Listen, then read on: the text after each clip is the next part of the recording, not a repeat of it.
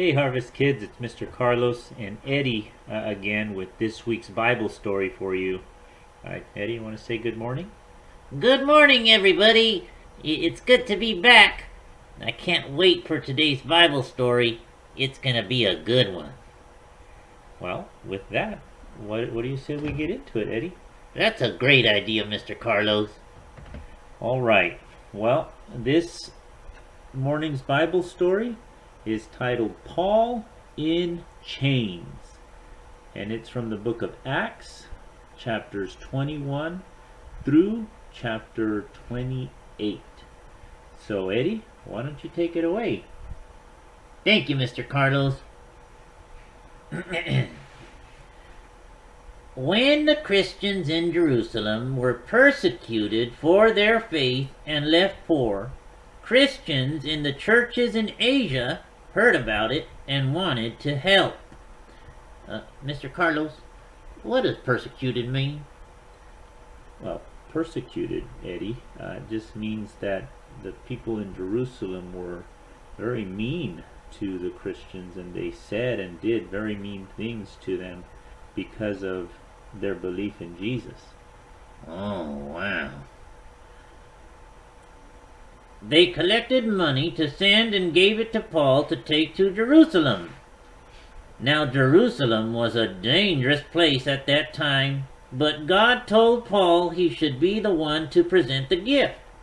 So he boarded a ship headed for Jerusalem. Along the way, Paul's ship stopped to make deliveries and trade with people in different cities. When the ship stopped at Tyre to unload cargo, the Christians there talked with Paul. They were worried about his safety and told him he shouldn't go to Jerusalem. On another stop, the prophet Agabus told Paul he would be arrested, tied up, and handed over to the Gentiles by the Jews.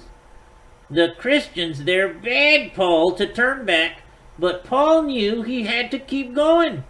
Paul said, "I am ready not only to be imprisoned, but even to die in Jerusalem for the name of the Lord Jesus." That's from the book of Acts, chapter 21, verse 13. Wow, Mr. Carlos. That Paul was something else, wasn't he? Yeah, he is an inspiration to a lot of believers because of his faith in Jesus. Yeah, you're telling me. When Paul arrived in Jerusalem, things seemed to go well, at first. Jesus' brother James and the other pastors of the church greeted him warmly. They enjoyed sharing what God was doing among them. Paul told how God used him to preach the gospel to the Gentiles, and the other men shared how God was saving thousands of Jews in their city. But those good times didn't last. Before long, unbelieving Jews saw Paul in the temple. Uh-oh, that doesn't sound good. No, it doesn't. Let's see what happens. They told lies about Paul, which made a crowd so angry they came to capture and kill Paul. When the Roman guard heard about the riot, they rescued Paul from the angry crowd by arresting him. They should have beaten Paul for causing the disturbance, but when Paul told them he was a Roman citizen, they had to stop. So they kept him under arrest until he could be taken to court. Wow. That's lucky for Paul that he was a Roman citizen, huh, Mr. Carlos? Yeah, it was lucky for Paul that he was a Roman citizen. It's all part of God's plan. That's a good point. I love this story. Paul's arrest didn't satisfy the angry Jewish leaders. They wanted to kill Paul. Man, that's a lot of hate in the Jewish believers. No, not the Jewish believers, Eddie. They were the Jewish that didn't believe in Jesus. Oh yeah, the Jewish people. They didn't like Paul at all. No, they didn't. In fact, More than 40 men promised not to eat or drink until Paul was dead, and they hatched a plan to kill him. When Paul's nephew heard about it, he warned the Roman soldiers, who sent Paul, guarded by 200 soldiers, to the governor. When Paul stood before the Roman governor, the Jews accused him of stirring up riots. But Paul told the governor he had only come to Jerusalem to bring an offering for the poor. Wow, that was clever, huh, Mr. Carlos? Yeah, that was pretty clever of Paul, but it was definitely the truth. He had an offering for the poor, for sure. Still, the governor decided that Paul would remain in prison until his trial. Later, when the trial finally took place, the Romans were ready to set Paul free. But the Jews argued against this because they wanted Paul dead. Paul knew God wanted him to go to Rome, so he asked the governor for a trial in Rome before Caesar. Because he was a Roman citizen, the governor agreed. Paul was put on a ship as a prisoner to sail to Rome.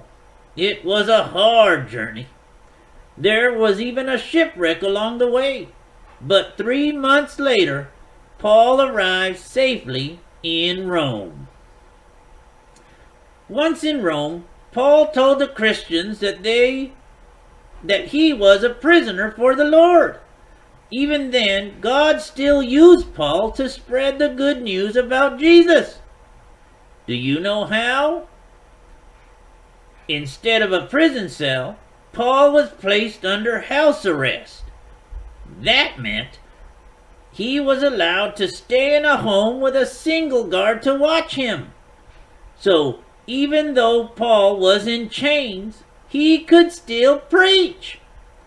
The Romans allowed people to visit Paul. So from morning until night, Paul explained the gospel to those who came to visit.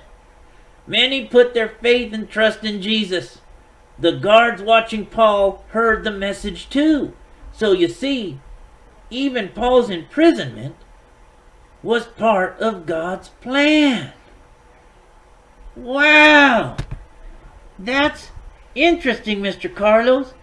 So, you mean God's plan doesn't always mean good things for us? Well, Eddie, if you think of prison as, nobody wants to go to prison, but if it's part of God's plan, Paul shows us that he's willing to do anything if it's going to bring glory and praise to Jesus. Wow! I wish I had faith like that, Mr. Carlos. I think a lot of us do, Eddie. Well, boys and girls, I hope you enjoyed this week's story. We do have a couple of questions from the story for you. So here we go. Eddie? Okay. Well, remember, what did Paul have around his neck and wrist when they took him to prison? That's right. He was in chains. Why was Paul in trouble? Do you remember, Mr. Carlos? Yes, Eddie. Paul was in trouble because, well, the people in Jerusalem lied about him. But really he was in trouble because he was teaching others about Jesus and trying to just share the gospel of Jesus Christ with those people in Jerusalem. But it was interfering with what the people wanted to do, the people in Jerusalem. They didn't want anybody to disturb their lives, and that's what Paul was doing. Wow. This is a good question. Now, do you think that Paul was afraid? What about you, Mr. Carlos? Well, I think Paul could have been afraid. We don't really know. Based on what the Bible shares with us, he seemed like a very brave person. And if he was afraid, we definitely know that his faith and trust in God was a lot bigger than any fear that he may have had. Wow, Mr. Carlos, I want faith like that. Me too, Eddie. Me too. Well, boys and girls, I hope you enjoyed that lesson, our Bible story for the week. And until next time, remember, You are loved.